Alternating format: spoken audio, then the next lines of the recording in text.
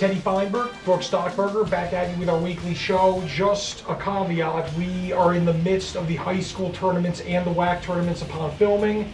With that being said, we are going to discuss the Mike Dunbar scenario at NMSU. Tune back in next week, we'll give you a recap of the tournaments as it were. Let's talk about Dunbar. Brook, weird, wacky story, your thoughts? Yeah, if he had a health problem or a family emergency, he had to step down, that's understandable. But to just retire right on the cusp of spring practice, that puts the team behind the 8 ball, and it's really a questionable move. I agree wholeheartedly, and if you're going to leave in November or December, not March. It's bad timing, and it leaves a program that's already in a bind, even further in a bind. But Brook, we'll move forward. Replacements, any theories? Yeah, there are some great guys out there. I mean, Ron Prince, who's the wide receiver coach at Boise State, he's coaching in the NFL. You know, they have a wonderful, exciting offense up there. The new guy at Florida International, I can't remember his name, but at Toledo, he ran the offense and they had 278 yards passing.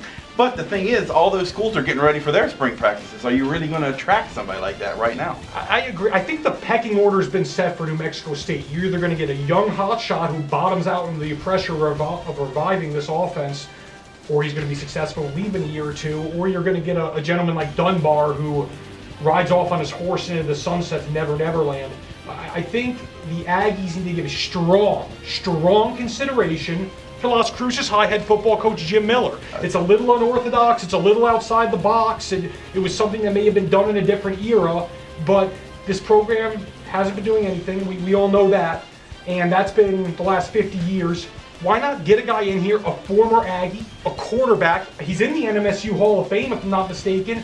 Runs a very entertaining offense at Las Cruces High. I'm not saying hire the man, I'm saying bring him in for an interview, sit him down, gouge what he's all about, and get a sense of where you're at as a program, because at the least, at the very worst, Coach Miller will do exactly what the last two guys did on offense, nothing, and he'll sell 2,000 season tickets in the process. Brilliant PR move. I think it should be considered. That's it. It'll create buzz, and this program desperately needs buzz. Positive buzz. Let's move on to our mailbag. And actually, how convenient, it actually coincides perfectly with the Dunbar topic. And this is from Walt, one of our loyal viewers, and he wants to know how the Dunbar departure will affect young quarterbacks Matt Christian and Andrew Manley. And I mean, Andrew's more of a stationary passer. Christian is a more mobile guy, which suited Dunbar's needs. Obviously, 4 coordinators in 4 years. Yeah, they're going to have to start over, and that's very hard. You get the right guy, maybe it'll work out great, but yeah, right now it's not a good thing. That's right.